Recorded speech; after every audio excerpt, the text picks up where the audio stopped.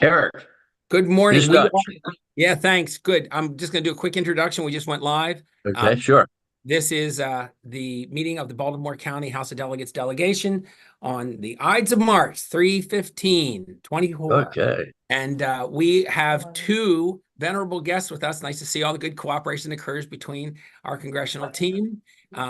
We invited a lot of them, and these two decided to come, and they decided to come in a pair today. So today we have Dutch Rupersberger and Kwesi Mfume, who represent let's see if I get this right, the 7th and 2nd districts of the congressional delegation, respectively. So with that, as I said, I hope you guys flipped a coin. We'll give you each a little time to talk, and then afterwards we won't take questions for each of you. I think we'll let people ask questions, and you guys can decide who wants to answer each one. So you gentlemen have the floor. Thank you so much for being here Well, today. good. Quasi, do you want to go? You want me to go? Quasi there? I see his picture, Well, but I guess he's not there yet, so I'll start. yep, you should, Dutch. Thank you so Okay, much. good. Well, first, thanks for having me today. It's great to be communicating with the Baltimore County delegation. I've been in politics since 1986. And how I got in, I've told this story. I was a prosecutor coming home from work, an investigative prosecutor, head-on collision, no seatbelt. And I found my way to shock trauma. I was there a month. They didn't expect me to live. I had a 2-year-old son at home, but the Lord wouldn't have me and the devil wouldn't take me. So I went to Dr. Cowley and I said, "You created a system that saved my life. What can I do to help?" He said, "Run for office." And that's how I got involved in politics. And to this day, I'm active on the board, shock trauma, and I've gotten them a lot of money, federal money. So Baltimore County is my home. I'm talking to you now from my home in Cockeysville. I'm grateful that I picked up even more of the county during the 2022 redistricting process. And when you're a congressperson, you have a lot of different areas, not just your home base. Now, I know the communities you all represent so well because I've been representing a lot of them, as I said before, since 1986. And I hear from mutual constituents a lot. And they are informed, engaged, and have expectations of all of us, whether local, state, or federal. Now, Baltimore County is fortunate that it has 3 members of the House and 2 senators fighting for it and in and out all the time, every day, bringing back critical resources to address issues like public safety, affordable housing, infrastructure, education. It goes on. Maryland is lucky to have 4 members of its delegation on the House Appropriations Committee. At one time, I was the only member, so we have a lot. And Senator Van Hollen is an appropriator in the Senate.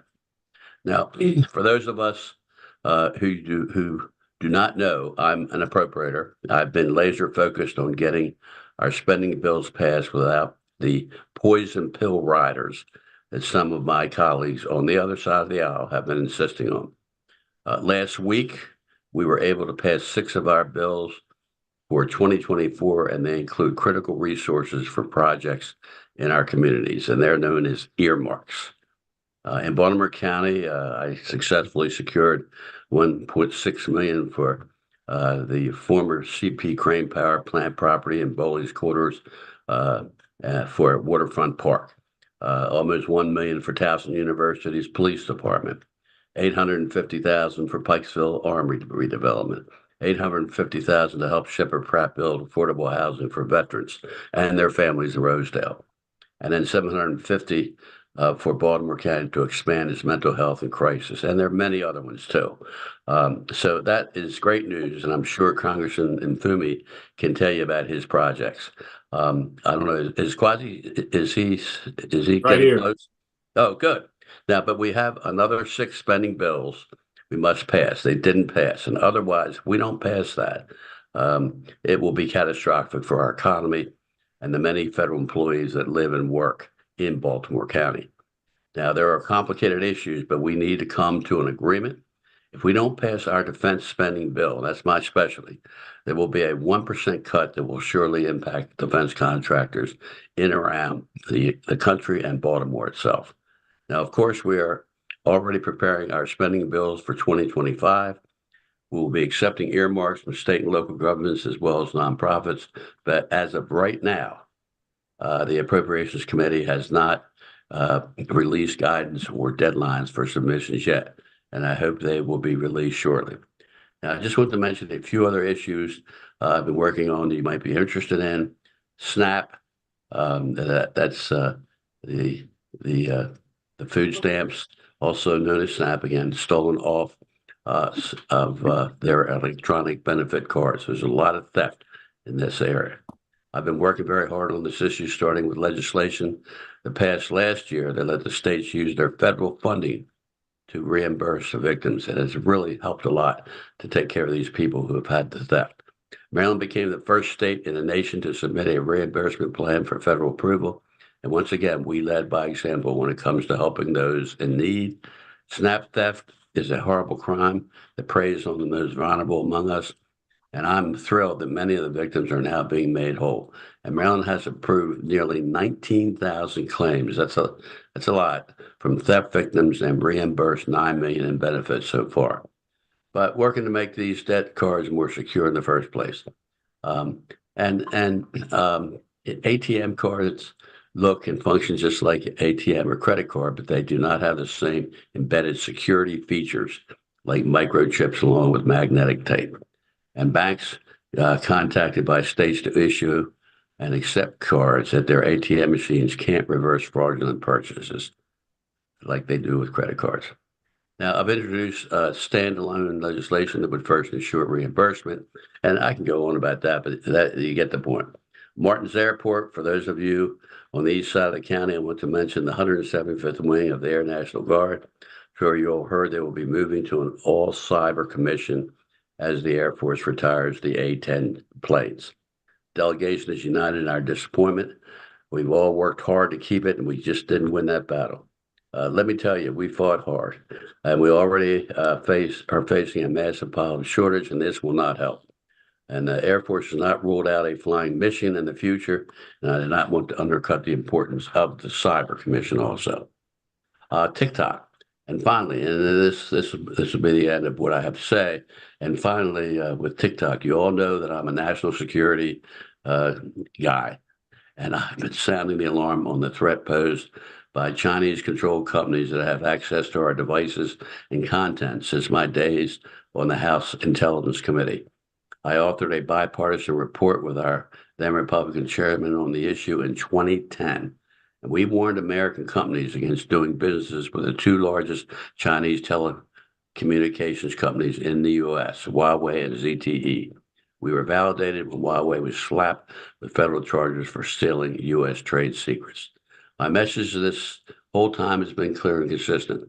When you invite companies beholden to the Chinese government into your phones and networks, you're inviting trouble. So this is a no-brainer for me. And it's not a ban. TikTok will remain available to users as long as its owner separates itself from the Chinese Communist Party. I do not have a TikTok account, by the way, for this reason.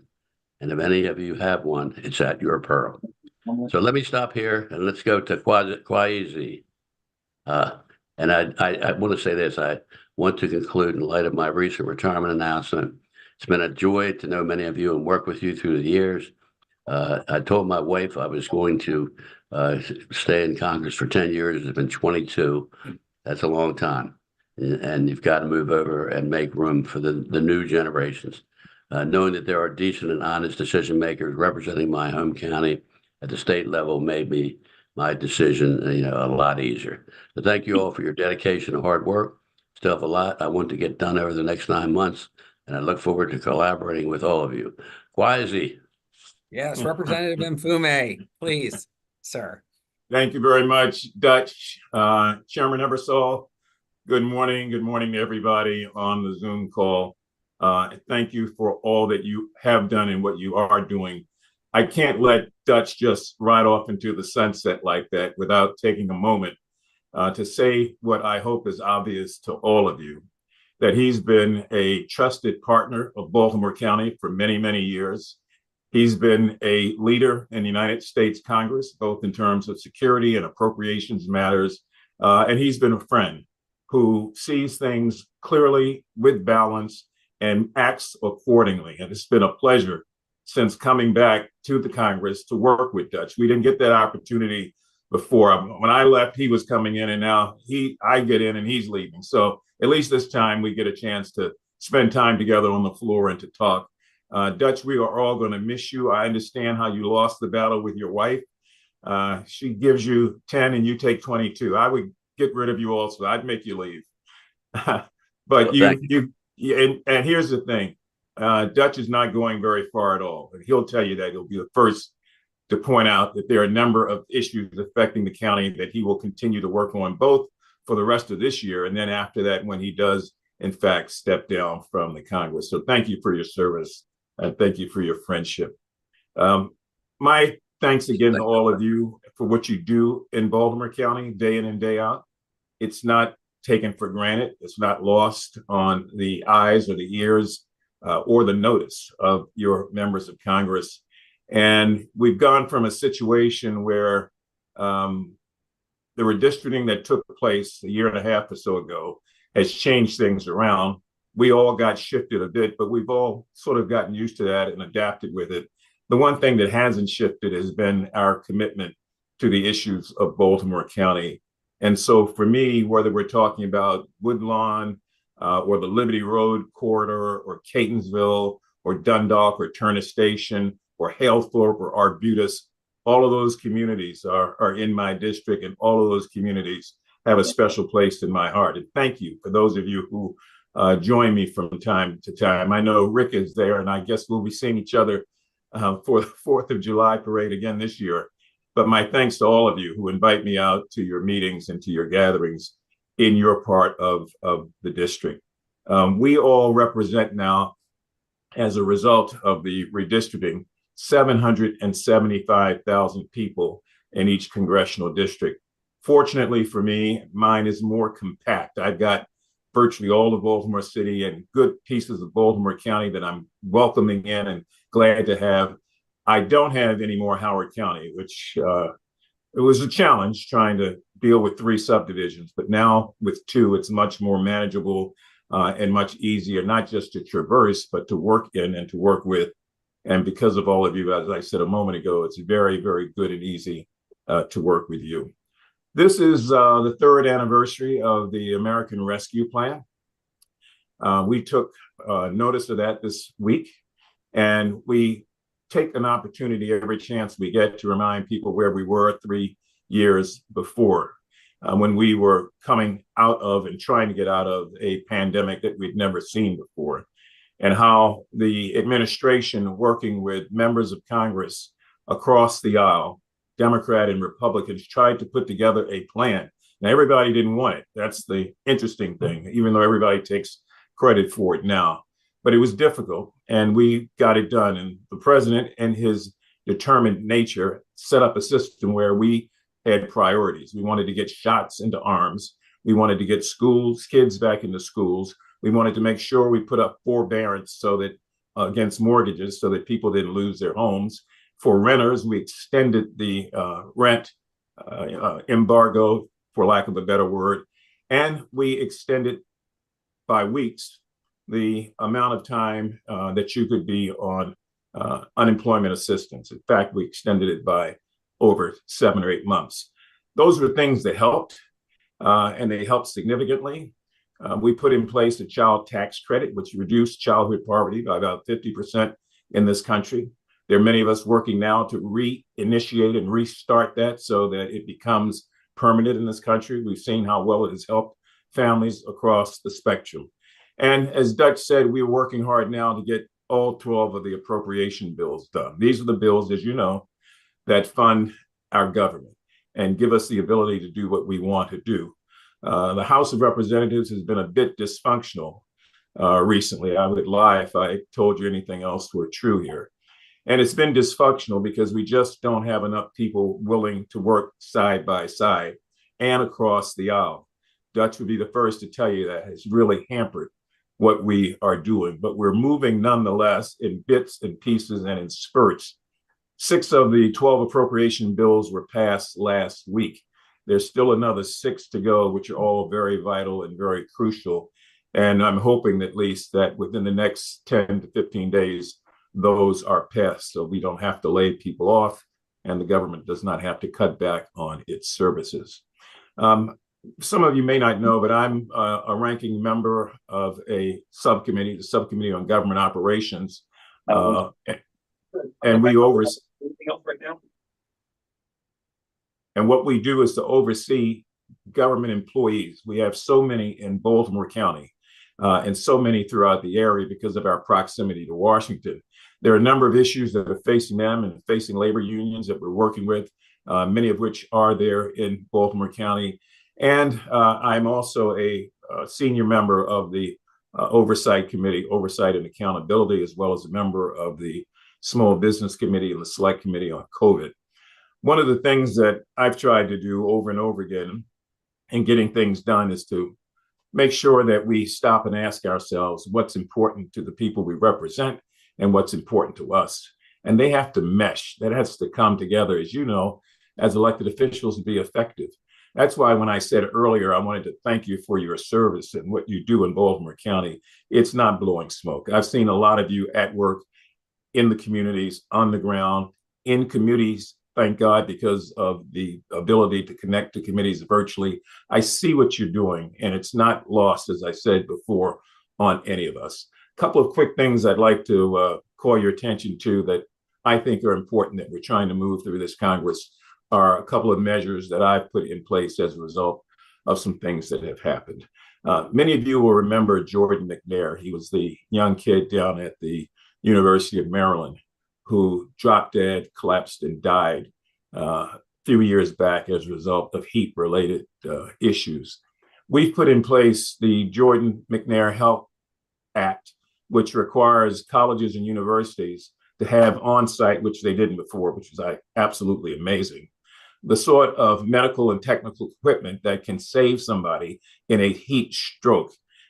We've also mandated in the bill that student athletes cannot go out on the field after a certain degree mark, and that we have in place hospital and medical professionals on hand at those games in a higher number than before.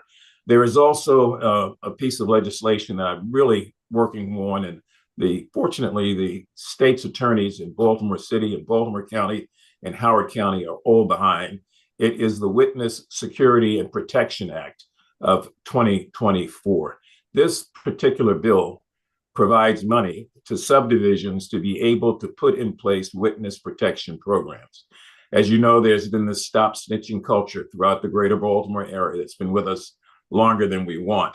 And state governments don't have the ability always to intervene in such a way that they protect witnesses. If you never get the witness to court, many times the case is never won. But there's an obligation, I think, that we have to have back to the men and women who are prepared to see something and say something, and that is to make sure that they are, in fact, protected. So it's $150 million in grants to cities and to counties and very rural areas that are also counties, so that this particular program can be started and become effective and becomes another tool for law enforcement to use to be able to make sure that we convict the bad guys and that we protect, in many respects, the good men and the good women of our communities who on their own come forward to help law enforcement. We also have a Stop Ammunition Sales Act, which would ban the sale of ammunitions by mail, which we find out is happening increasingly. And these ammunitions obviously are not going to people who are going to do good things with them, because you just walk into a store and buy it otherwise. But when you can get it through mail order and you're getting it for AR-15s and all sorts of high caliber weapons, it increases the danger that law enforcement and citizens have to face as a result of people just loading up with guns and ammunitions. And so you can't do that under this bill unless you have positive protective proof of identification. We would think that that's required right now, but it's not.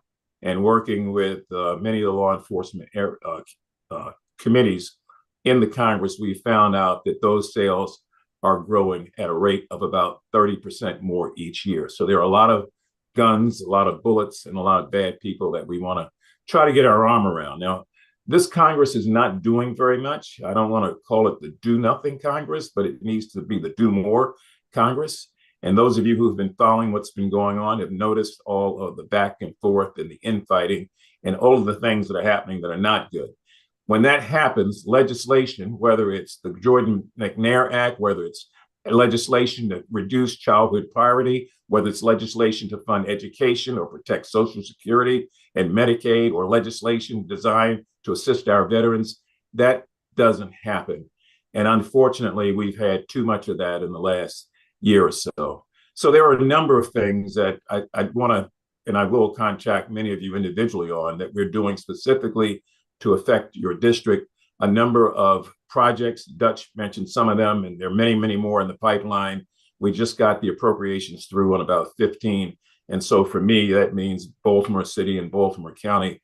And beyond that, I just want to thank you for allowing us the opportunity. Now, I probably exceeded my time limit. I apologize for that, but I don't get a chance that often to talk to the whole group, Democrats and Republicans who represent the county and who are trying every day to make life better for our citizens. With that, Chairman Eversole, I'm going to yield back. I'm sure Dutch will hang around with me and we'll try to respond to any questions that people may have. Thank you, Congressman. We didn't have a clock running on you. Your presence here is highly valued, both of you. And we appreciate your enthusiasm. I just point of privilege. Did Dutch? Did he run away? Oh no, he's still there. Good. You moved on my screen. Still here. You moved on my screen. That's all. Just where you were before. 1986. I'd love to have a show of hands of how many people were on this earth when you started serving. I'm one of them. Okay. But a lot of the people here, a lot of the youngsters here would say wasn't quite around. So thank you. You've served as long as some of us have lived. And that's something nearly 40 years, if my math is good, and it's supposed to be. Everybody tells me because I was a math teacher. Congressman, if you may, you started service. It was interrupted for some other very noble pursuits, but then you came back. When did you begin your service in public office? I began in 1979. There you go. My election was the closest election in the state's history. I got elected to the council by 3 votes. And served there for 7 years, served in the Congress for 5 terms, left and served 10 years at the NAACP. And I thought I had been retired until my dear friend and your dear friend, Elijah Cummings, transitioned from this earth. Elijah and I were real good buddies for 42 years. And so he came in after me, and I really had the honor to be able to come in after him and to do much of the work that he had started. Some really large shoes for you to step into, but we appreciate that you did that for sure. So thank you. I'm going to ask the first question because it's one that's certain to come up, because the delegation of Baltimore County is somewhat concerned about what's happening at Martin Airport and the Air Wing, the retirement of the A-10 Warthog. And if you have any information of us, either of you, on what the future of that airport is going to be, and what if you're doing anything to try to help us with that. I guess I'll take that one. First thing, we're very concerned that they're removing. I think that's that airport, and it's been used by the National Guard, I think, in the 50s. I was a little boy then, a long time ago. And when they decided, the new person who's in charge of the Air Force now, he had a lot of cutting to do. There's a lot of cutting going on right now of different programs. But we're rated one of the top in the United States. And my argument, basically, and I asked the whole delegation to come in because we needed to fight this, including the Senate. We're saying, wait a minute, we're considered one of the best, and you're going to take it away? Well, Dutch, you do cyber. One of your specialty. We're going to move all of the information, all the people into cyber. So that's important. I said, no, you need diversity, but you need that airport. This has been something that is so important to Baltimore County, just from a historical point of view. And then the fact that they're doing so well and they're rated so well. We kept trying, meeting after meeting with the Secretary of the Air Force, and it just didn't work. They refused. Well, we're going to go back. The airfield's not leaving, and I just got money. I think it was a year ago to enhance the runway, to make it longer. And I said, we're investing this money, and you're going to take it away. And then they're saying, well, we're going to come back. And I said, yeah, sure. I've never seen it when you close an airport and then you're saying you're going to come back in 3 or 4 more years. Come on, let's get real. Well, it just didn't work. We fought like hell. and we're going to have to accept it at this point. We're still going to keep doing it, but it's almost there now, and it's not in the budget for the 2024. Appreciate your And candor. yeah, let me also Yeah, sure. add and thank Dutch for this issue. He was on this long before anybody else was, because of his role in military issues and appropriations. I met with Lieutenant Commander, Brigadier General, Janine Burkhead, who heads up the National Guard here in Maryland. Just a brilliant woman and a brilliant soldier who has helped to lead this fight and to get all of us on board as a team. And the one thing that I want to stress here is that Maryland has been together on this issue, Democrats and Republicans, to make sure that we put forth the united front, which is how we try to operate most times because we're a small state. It's not been as successful as we wanted it to be. I shared a dinner table with the Secretary of the Air Force last month. So it's really Air Force and Space Force. And tried to, again, convey what Dutch has mentioned that we've all written about, talked about, and cajoled them about. And they want to say that it's not as bad as it appears. And yet we've got a different political sense about that, that it is as bad as it appears. And that to do away with the A-10 Warthog is the same thing that's starting to happen now in certain areas with the F-15 around the country. So it's important for Maryland. I understand that they believe they've got to move to cyber technology and into a cyber space. But we think you can do both, particularly when the livelihoods of men and women stationed here are at stake. So it is not a good report on this. It's not a fight that has been totally lost. And I think many had hoped that we would all go away, but we're not going away on this. Thank you. Yeah, we all appreciate it. We've actually we had the Brigadier General in here to talk to us about where they stood. And let me say this, just yeah, just at the NSA change of command, we set it up so that I would sit next to the Secretary of the Air Force just to hit him. That was just 2 weeks ago. So we're not giving up on this. Thank you. That's good. It's good to hear that. We got a similar message.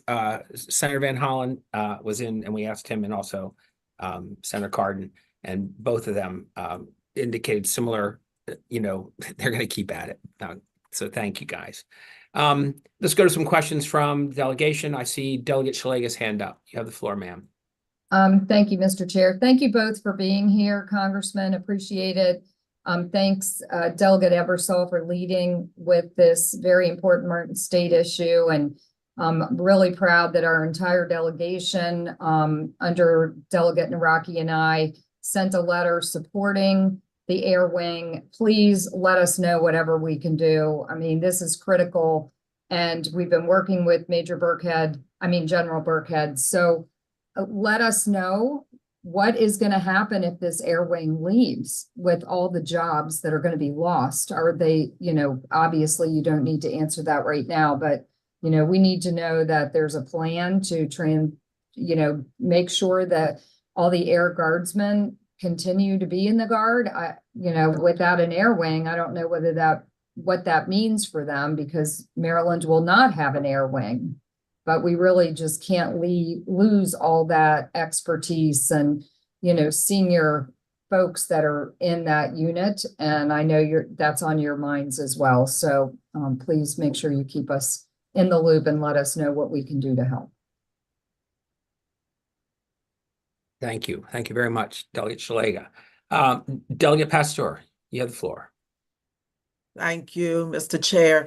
Good morning. I want to first thank Congressman Ruppersberger for your support in terms of education. When I was principal at Randallstown, I know that it takes a whole office, but you knew and remembered the things that we were able to do there, as well as remembering our children. And I always appreciated that.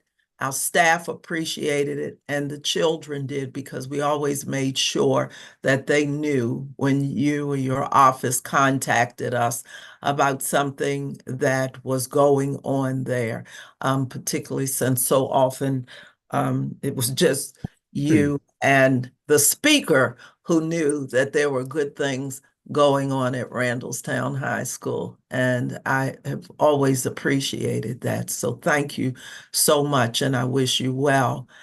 And Wait, we're a good team. You did a great job. It was a great school. And when you can't be for education, you shouldn't be in politics. that's a true thing. Thank you. Thank you. But thank you for your support. And I certainly couldn't go silent without thanking Congressman Mfume, who I've known since before he was in politics. So it is an honor, a pleasure, and I'm very proud to have known you and seen all of the things that you've done for so many years. So thank you very much for your service as well. And it's good to see both of you this morning. Thank you very much, Mr. Cheryl. Chair. Thank you so much, Delegate. Delegate Long. Thank you, Mr. Chair, and we just want to thank both the congressmen for joining us this morning. You have to pardon me, I'm getting in my car as we speak. We've had several conversations about Fort Howard Hospital, and we're still having some issues down there as far as redevelopment. We'd like to be able to do something with that. Can you hear me? Yes. Okay. We hear you fine, Delegate. Okay. Well, Fort Howard Hospital, we need to see what we can do to help to address that situation down there. The community doesn't want it. All the houses put down there, there's no infrastructure. The roads just won't handle it. We need to look at something else, definitely, to redevelop that property. It's sitting down there vacant, and it's unfortunate. It's a beautiful piece of property, history, and we would love to continue to have our congressman look into it to see what we can get done. Well, let me just hop in real quick. I couldn't agree with you more. And one of the things that concerns me about Fort Howard is that people act like it's not there. It is there. They're real people, real homes, real businesses, and a real sense of pride.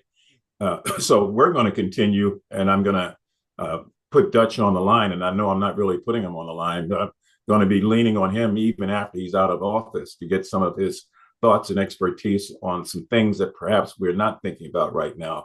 But Fort Howard is important. You may know that we had an issue with them last year where they closed the one and only post office that was there. And working with the county executive in my office, we were able to find a way to get the United States Postal Service and the county government and everybody else to agree that you just can't do that. And so the postal office reopened. We've got mailboxes down there for people to be able to get their mail out of. And I know it sounds a little crazy in 2024 to talk about not having mail delivery, but that's what happened and was about to happen at Fort Howard until we got involved. So dealing with the property and what's going to happen is important. I don't have all the answers. I've got some, and I would welcome another conversation beyond this, not only about what we do, but where we get the funding from to do what we need to do. It's an important community, and I'm glad you raised that this morning.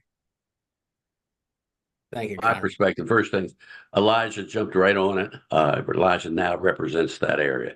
I've represented them as county executive and then in Congress. It's a very unique, the eastern end of Baltimore County is a very unique area. Really, really hardcore people who work hard.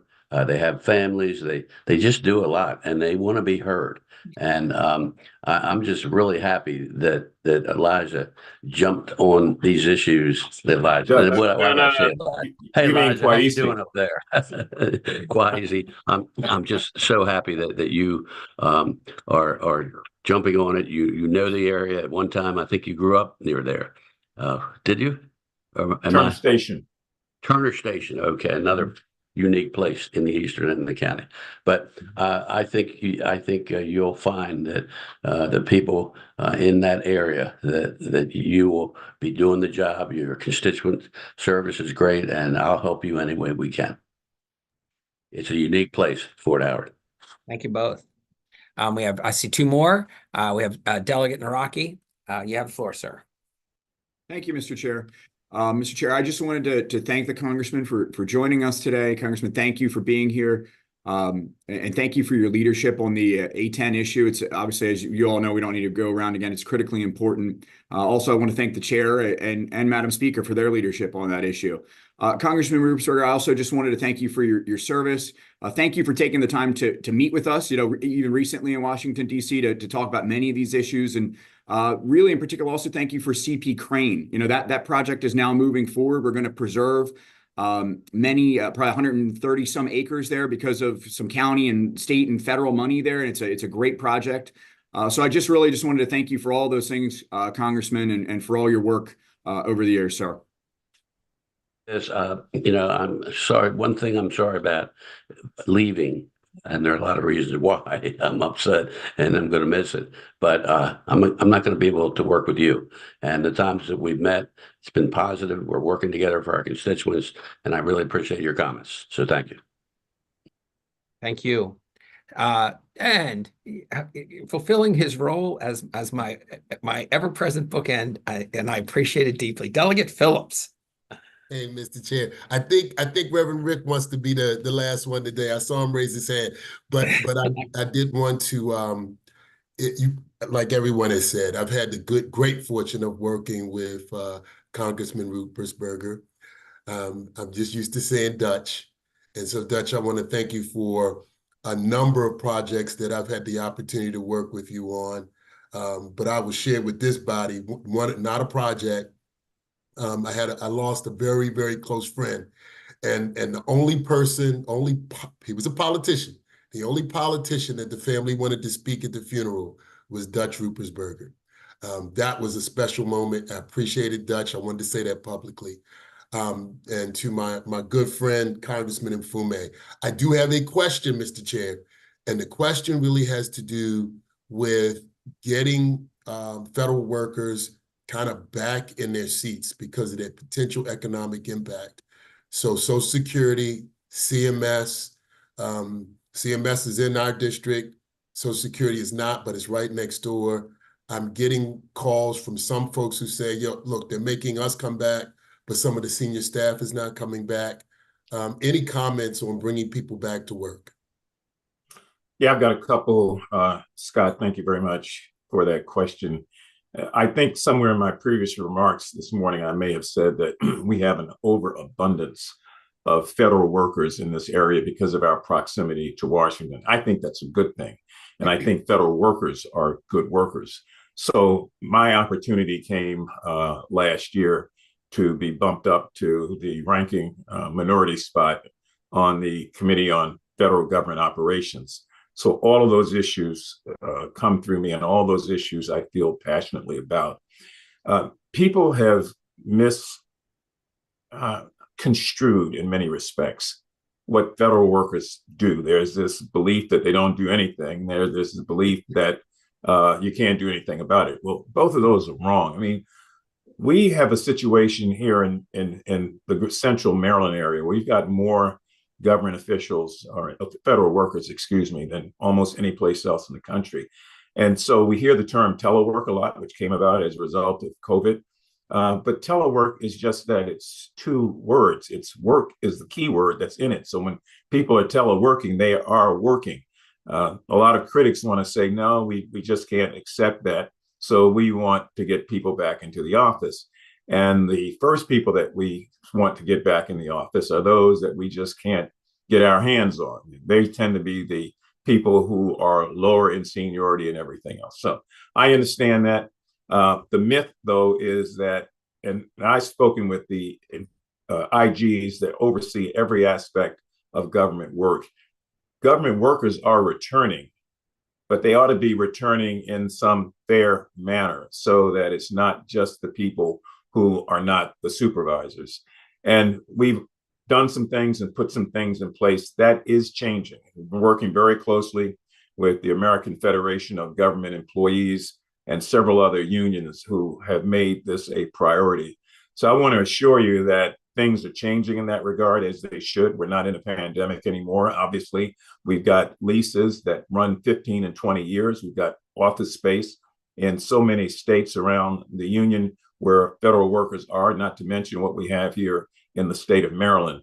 So it's been my personal sort of duty, if I could use that term, to make sure that federal workers are treated the way they should be, that there's some sense of equity and balance and fairness. And as we move out of telework back into the offices and the buildings that had been previously occupied, that we do it with balance, that we do it also with a sense of understanding that we just can't dump on federal workers because we don't like them, that we've got to respect their work, and we've got to find a way to make sure that they are moving back in a way that is conducive both for the federal government and for the employees. And by the way, productivity has not fallen off, contrary to what a lot of people would like to think. That's not been the case. So they've been trying to make the argument on other issues, and some of those issues tend to fall on partisan concerns.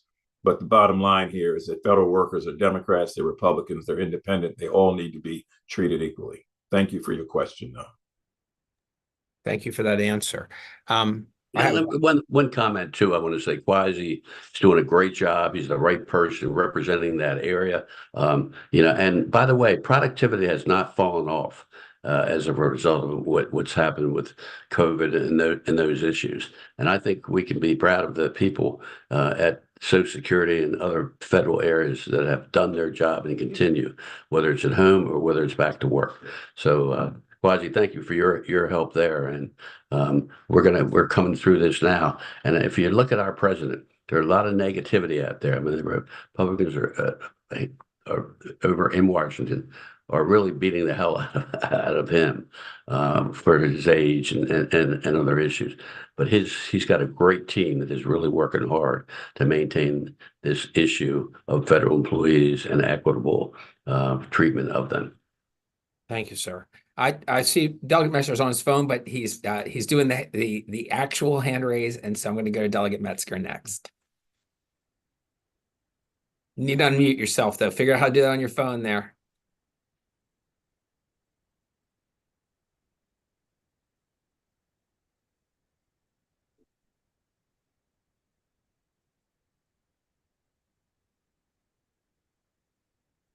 We will come back to you. You can unmute while we're hanging around here. Can you unmute him? Are you able to do that?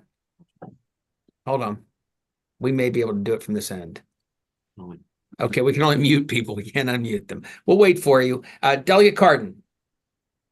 Thank you, Mr. Chair. I just wanted to express my appreciation to Congressman Ruppersberger, who in my 22-year career has always supported me in my issues and my initiatives.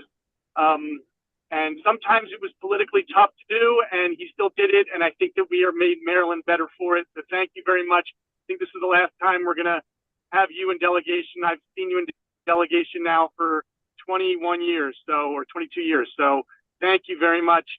I did want to ask one quick question, which is, if there is, or a comment, if there is anything you can do in the last few months of your tenure to make sure that we take care of the Armory and all the veterans who are going to be positively impacted by the increased programming and opportunities at the Armory, please make that part of your end of your legacy.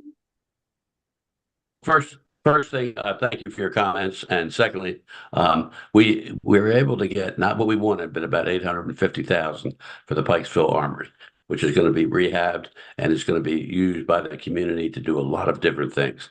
So I think we're moving ahead. And the most important thing in appropriations, especially, is to get the camel's nose in the tent.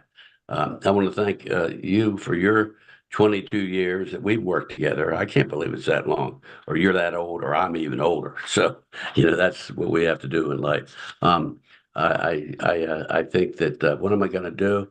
We're so busy. I mean, when you're an appropriator and you're not having the results that you would like because of certain things, you're working all the time, and then you have to do your constituent work at home, which is what we're doing now. And if you don't do that, you're not going to stay in office. So thank you for all your comments, and we are moving ahead in that Pikesville Armory, which you've been involved with also. Thank you, sir. Metzger, Delegate Metzger. You got me unmuted. Thank you. Yeah, somehow it happened. Thank you, Mr. Chair. And Mr. Congressman Dutch Rupersberger and Kwasi, I just cannot say enough, and I say this publicly. I've never worked with more a person like Dutch.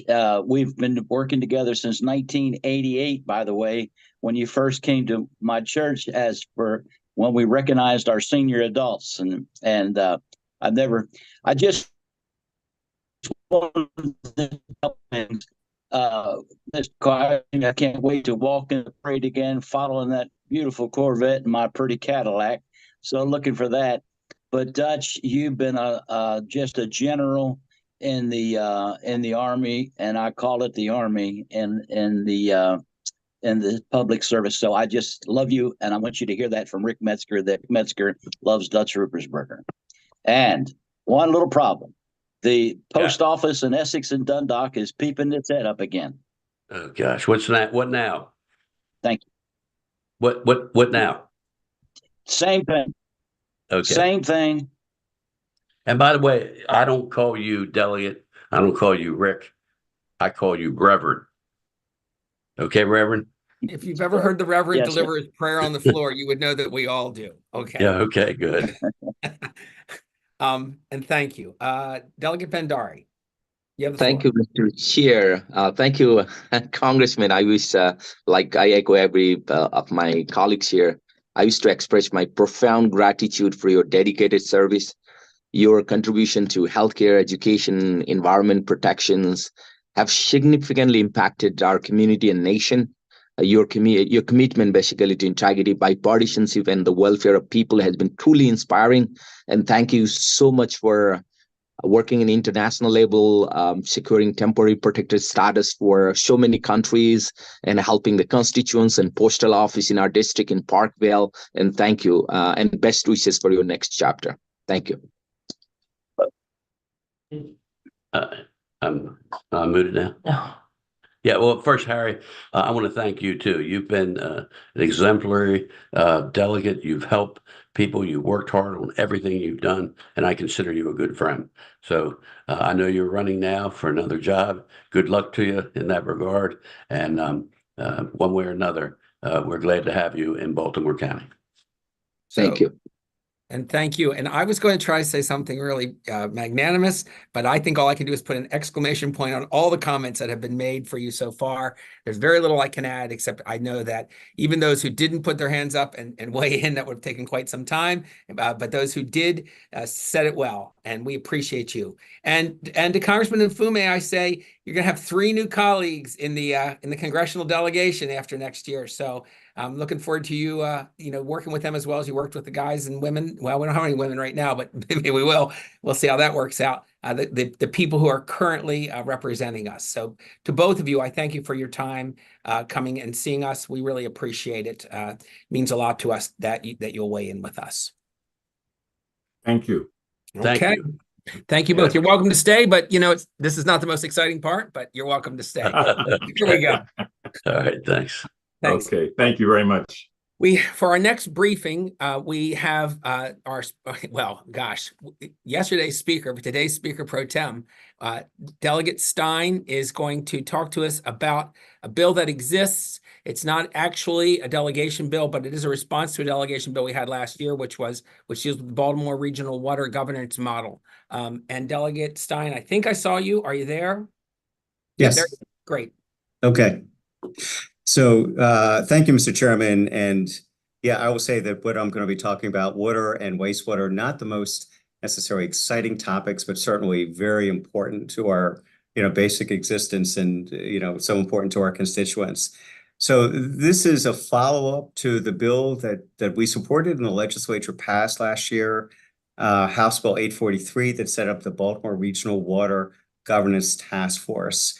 And, we set up this task force at the strong urging and recommendation of our county executive and of Mayor Scott, recognizing that there were a lot of challenges in the administration of the region's water and wastewater system. So, so Johnny O and the mayor were recommending that we give a good look to potential alternative governance models. So this task force, which I've represented the House on, was charged with looking at the different potential governance models for water and wastewater management in the Baltimore region and making recommendations. So this was a very hardworking task force, I've got to say. We met 7 times during the interim, reviewed lots of material that was provided by the consultant. And I've got to say, this was one of those issues where, you walk into and you think, oh, I know sort of the basics about it, but turns out there's just so much more. You peel back the onion and there's another level or issue that, is pertinent. And so we considered different options for changing the governance model of the water and wastewater systems. And one of the options that, we gave a fair amount of thought to was a regional governance model in which Baltimore City and Baltimore County systems for water and wastewater are merged into a regional entity, similar to what's done with respect to Prince George's and Montgomery County through the WSSC. And we also looked at keeping the current systems intact, but making some changes and some improvements. Ultimately, the task force did not make a categorical recommendation. We did acknowledge that a regional governance model showed promise in addressing the different concerns about the existing governance structure, which the other options do not. But the House bill asked that we take a detailed look in consideration of a number of different factors, and then the task force itself identified some others that required more due diligence than we had time for, because our report was due this past January, the end of January. And some of these issues are equity. I mean, equity was really quite important issue in a number of sort of variations, impact on workforce, operation and maintenance, capital improvement planning, debt service, pension and benefits, stormwater impacts, et cetera. So the task force recommended that this due diligence be done by a subsequent work group over the course of the next 3 years, with the results informing potentially what might be the best regional governance structure for a regional utility or some variation thereof. And the work group in the bill, House Bill 1509, would have the same composition as the task force that we set up last year. Not necessarily the same members, but a total of 13 members, 5 appointed by the mayor, 3 by Baltimore County Executive, 2 by the governor, 1 House member, 1 Senate member, and 1 from Anne Arundel, Carroll, Howard, or Harford County. So 1 just representing any of those 4. And again, the work group would have 3 years to do its study, report back by June 30th, 2027.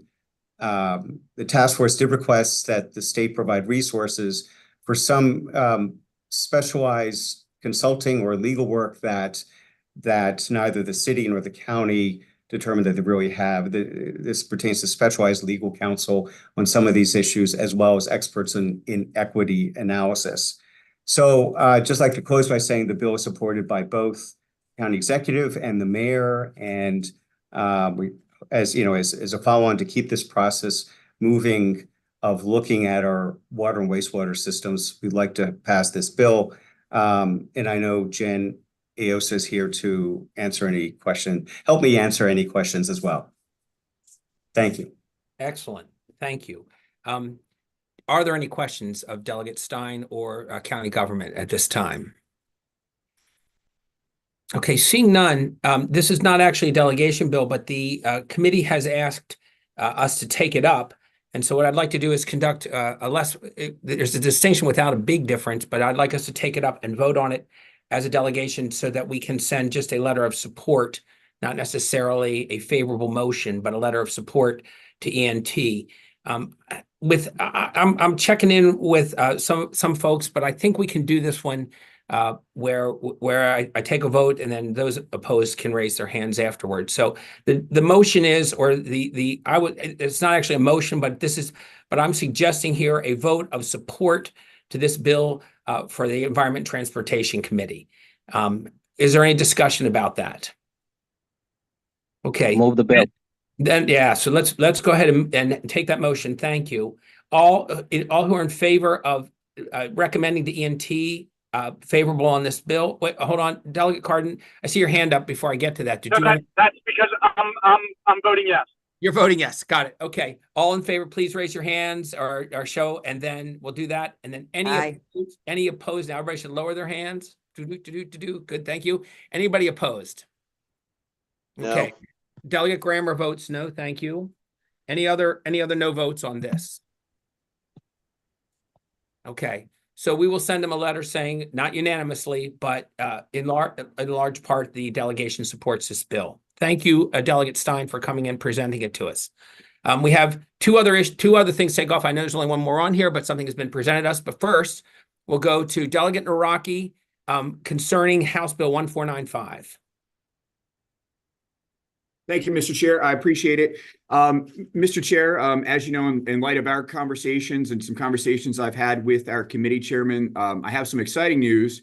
I believe that we are going to take up this issue in some capacity as a statewide issue. Hopefully, the committee chair of ENT, Chairman Corman, is working on this. So I'm going to withdraw my bill, and hopefully we're going to soon have some statewide measure to deal with these many Virginia license plates that are roaming all of our roads, not just Baltimore County's roads, but Baltimore City and the entire region and the entire state.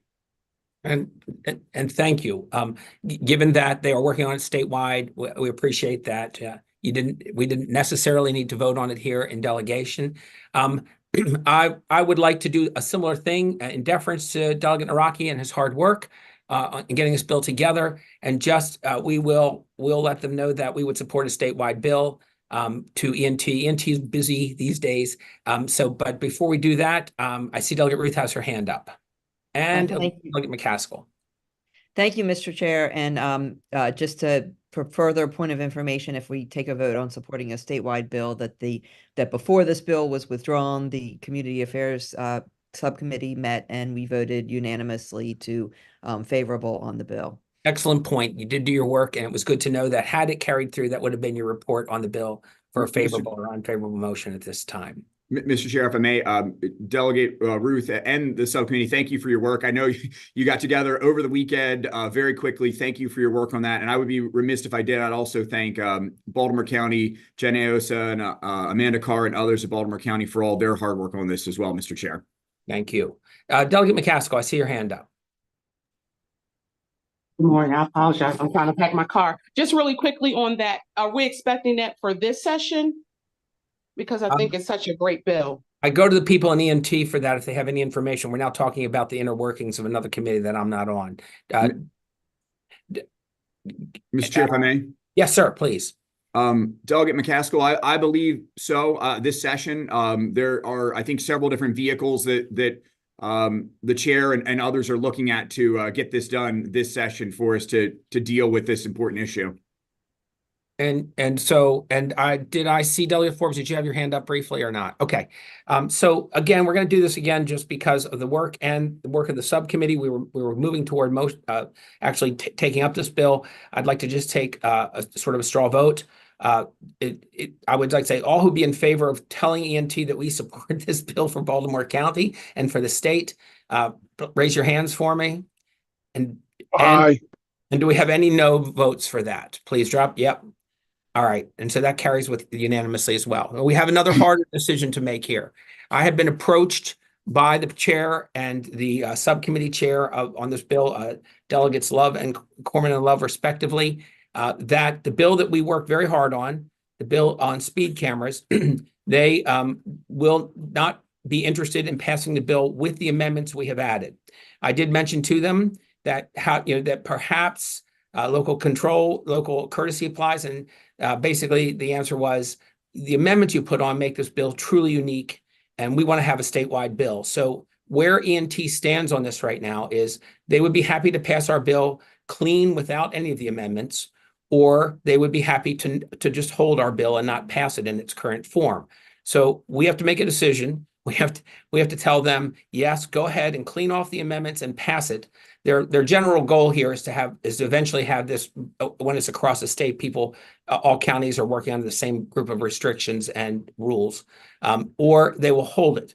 And so I'm going to take a vote on this because I polled as many people as I could on the floor last night, and I got different answers. And so I wanted to just let everybody weigh in, but we also need to have a little discussion on it. And I see some hands up. And Delegate Shalega, would you go, please? You have the floor. Thank you, Mr. Chair. Now, review what the bill's going to be without the amendments. We obviously had lengthy discussion, but before I can make a decision, I need to hear exactly what this bill is going to encompass, please. It will be in its original form without any of the amendments that we presented. What's the bill number so I can read it? 1171.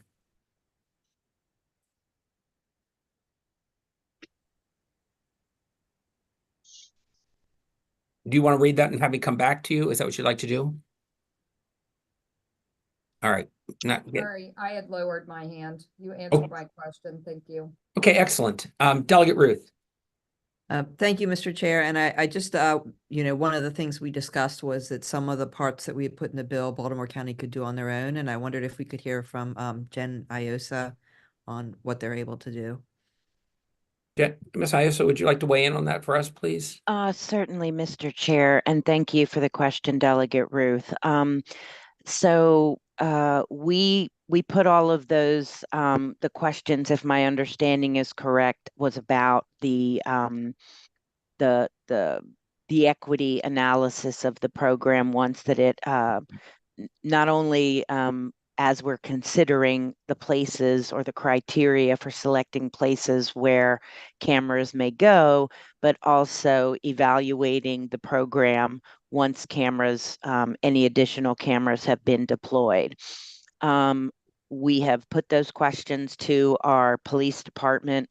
We have not yet gotten explicit feedback yet because it was last night that we emailed them. But my view is this: we were willing, as we were working with the subcommittee members, we were willing to have that language codified.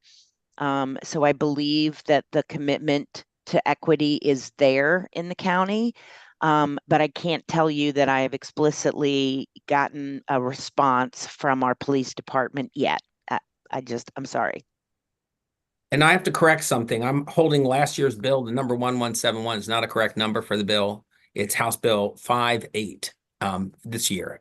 I'm holding last year's version of it. So Delegate Schlegel, I apologize for that. I had it laying on my desk here and I thought this was the correct one. So it's House Bill 58 is the correct one. And I'm sorry, back to you, Delegate Ruth. I know that Jenny Osa was answering questions for you. Okay, I was scrambling to look up for my number there for a second. Delegate Long. Yeah, pardon me. My phone's not where it was. Can you hear me? Yes, sir, we can. Okay, thank you. I just want to be recording the nay with Delegate Stein's workforce finding. I find it a little disheartening, that we couldn't come to some type of agreement and try to figure out how we can continue moving forward with this. But I just wanted to make sure I was recorded as nay. Noted, sir. We have that. Thank you. Thank you. All right. So coming back to House Bill 58, is there any further discussion about, I'm going to put it as option A and option B.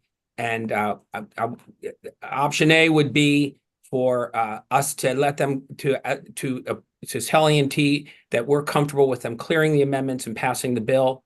Option B would be that we would prefer that the amendments not be cleared, and then with the understanding that they would probably not pass the bill through. But we're not quite there yet because I see a couple hands coming up. And Delegate Phillips. So, Mr. Chair, I think we've got another somewhat of an issue, because if I understand what E&T is saying, even the bill as filed 58 would not meet the standard of a standard language. So I think you are correct. The bill number that you gave was the bill from last year as it was presented, which was the standard language. And maybe Delegate Guyton can explain that, because this year's bill, at least when I look at the text, has some of the things that we already wanted, which was the Baltimore County Police would have to do a study. There would be community input before they did it. What it does not contain was the request that I had that money after you take care of operations would go to street calming, which we had included, and that there would be some review of disparate impact on the location of the cameras. So I know that the county is still figuring out whether or not it can make those commitments. But I just want to, just mention that I believe that was in the original text of the bill, or maybe that was in the amended text of the bill that I see on my floor system. Thank you for that. Delegate Guyton, you want to weigh in on that? Delegate Phillips actually indicated you might be able to shed some light. You may have something else you want to add as well. Yeah, thank you, Mr. Chair. Actually, that is exactly what I was going to point out. The reason you have that bill 1171 from last year on your desk is because that would be the form that ENT would pass this bill. We would just put Baltimore County in with all the other counties in exactly the same format. Thank you. So 1171 from 2023 would be the bill that we believe that would be the format that ENT would would change ours to, essentially. Okay. Thank you. Did you still have your hand up? Did you have something else, or was that it? Delegate Guyton. Okay, good. Delegate Naraki. Thank you, Mr. Chair. I appreciate it. I'll just say that I think we did a lot of really good work in subcommittee. As you know, Mr. Chair, there was a lot of negotiations and a lot of things going on. We were sitting next to each other for some of those subcommittee meetings. And I think it would be really a shame just to see the good work that the county did, the delegation did, kind of just get swept away there. I mean, we moved some bills. I think it might even been yesterday in ENT. My mind kind of blurs together in crossover week, but that do many of the same things that we've included as amendments to that bill for Montgomery County. One of the bills we moved this week for ENT would offer fines from some camera devices to go for traffic or roadway improvements. So we have done this in ENT. So I'm confused as to why the change here with this when we are moving some bills like that in ENT that do many of the same things that we put into amendment here. So I'll just leave it at that, Mr. Chair. It's a good way in, and I'm more the messenger than the decider here. And so as I said, I found this information came to me just before floor yesterday afternoon. I scrambled around and talked to a few people as quickly as I could. As soon as I realized I was getting different answers from people, I decided that if I had gotten a pretty good consensus, I would as chair said, this is what I'm getting, but I couldn't get a good sense, and I didn't want to unilaterally make a decision here. And so that's why I brought it before. We'll because there is some doubt as to what's actually will be in the bill that they pass, and that's hard for us to see right now. We're just going to have to couch it as, will we place this bill and whatever happens to the amendments in the hands of Environment and Transportation and ask them to pass it, or will we hold fast to our amendments and say that we would rather have our amendments on it with the likelihood that they will then not take it up? So, and Delegate Guyton, you have your hand up. Thank you. So I think, they will not take it up. I think as some of the conversations while we were doing the bill, there were a few of those amendments that I think were not even legal in Maryland state law. So I guess I would move just to vote the bill up and down in the same posture that everybody else, has it in the state, and because that's the only option. So it's an up or down, with adding Baltimore County and with Anne Arundel County, Montgomery County, and I believe it's Prince George's County as a county that has local authority to make these decisions. And that's all the bill would do. So I would just move the bill in that posture and see what happens. Thank you. Delegate Szeliga. We have a motion, by the way, but we'll discuss if it's actually a motion, but we'll get to that in a second. Delegate Szeliga. Well, I thought Delegate Naraki just said that Montgomery County does have some provisions. Why wouldn't we try to do what Montgomery County's doing? Well, we certainly could try to do that, but at this date, we really have two options before us. Okay, there's lots of other things we can do, and you all are welcome to query leadership in Environment and Transportation Committee about the nature of their decision. But where we are right now is they have presented me with two options, and I need to know generally what option at this stage this delegation is interested in ENT pursuing, and they are. So hold on. So you're asking us to vote on something before we've read it? Well, You're just giving us a the end conceptual. result of us not voting will be that the bill will be held. So if we're going to not vote, if we're not going to make a decision, they're just going to hold the bill and we will get nothing. They're not going to bother. They're not going to clean off our amendments without us telling them it's okay to. And so the end result would be we would not have a bill.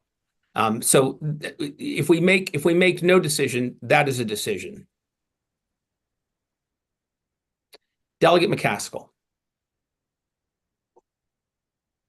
I just wanted to know if before I can make a conscious decision on it, if the county know when, I know they're waiting for another agency to report. I just would like to have pretty much all my ducks in a row before I actually make a decision as to whether the other concern could be inclusive, from on the police agency side. So do we have a feel of when we might could get a feedback from them?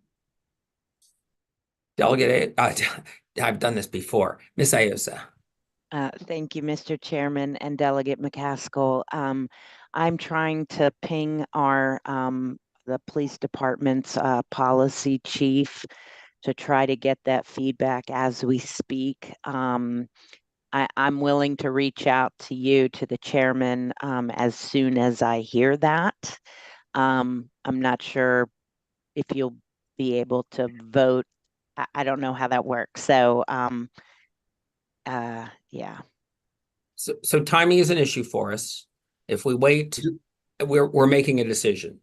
If we don't make a decision now, then that decision will be out of our hands and will very likely be that the bill will be held. So we're not going to call this an official vote then. I can talk to, as the chair, I can speak to the chair of ENT and tell them what the general impression of this delegation is on this. But I really need an indication from the delegation what message I should deliver to the Environment Transportation Committee. Delegate Mr. Root. Chair? Thank you, Mr. Chair. I just wondered if we could, like maybe the delegation at the end of floor, just stop in the old House chamber for a quick vote if she's able to get the answer by then. Do you know when the last voting session for ENT is? I'm pretty sure we're going to have at least one more. Yes, but do you know what time it's being done? In other words, if they're going to voting right after session today, then our information will be moot at that point. I'm not sure. If we can take we can have two votes if we want to. I'm going to give the vice chair point of privilege. Yes, sir. Thank you, Mr. Vice Chair. I believe Delegate Guyton put forward a favorable motion, and I want to second it.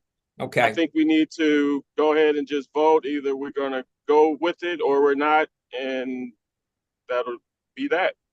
Thanks. Delegate Bhandari and then Delegate Cardin, and I think we'll work toward a decision here. Delegate Bhandari. I agree on the motion. Let's move forward. All right. Delegate Cardin, you've also lowered your hand. Okay, so the way the motion is structured is that if we vote yes here, you're saying to ENT, go ahead and remove the amendments and pass the bill in a form that is similar to other counties, which is what they're going to do. They're going to try to come up with a structure that's similar. A vote of no says, basically, we believed in our amendments and we're standing by them, whatever action you take. And as I point out, parenthetically, that probably means they will hold the bill. So let's go ahead and do a voice vote on this one. So yes means we're asking ENT to go ahead in the way that they want to, which is taking the amendments out. No is do not mess with our bill. We're going to hold fast. So Vice Chair Jackson. Yes. Delegate Allen. Yes. Delegate Bhandari. Yes. Delegate Cardin. I'm going to say no. I am disheartened by the fact that exactly this is just local courtesy that I think is being violated, I say no. Thank you. Delegate Forbes. Yes. Delegate Grammer.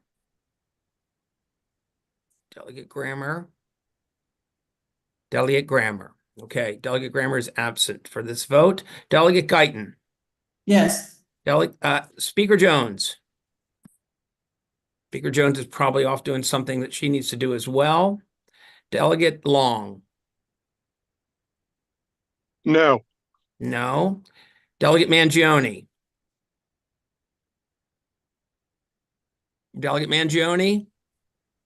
Also not. No, he votes no. Delegate McCaskill. No. Delegate Metzger. No. Delegate Naraki.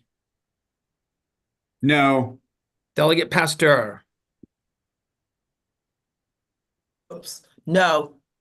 Delegate Phillips. No. Delegate Ruth. Yes. Delegate Stein. Yes. Delegate Shalega. No. Delegate White Holland. She's not present. And I also vote, the chair votes, but we don't really need to. We're going to, because this is not an official vote, we can just take a majority of the quorum for this. And it does not carry. So we're going to tell ENT that we would stand by our amendments and not to pass the bill if that's the way they feel. Thank you all. I know it was difficult. And that's what happens in the late going, but I know that we could have just kind of let them do what they wanted, but I think it was important for us to send a message to them on this. And so we shall. And I thank you all very much. Anything else for the good of the order? We're done our business, believe it or not. And it's only 10:18.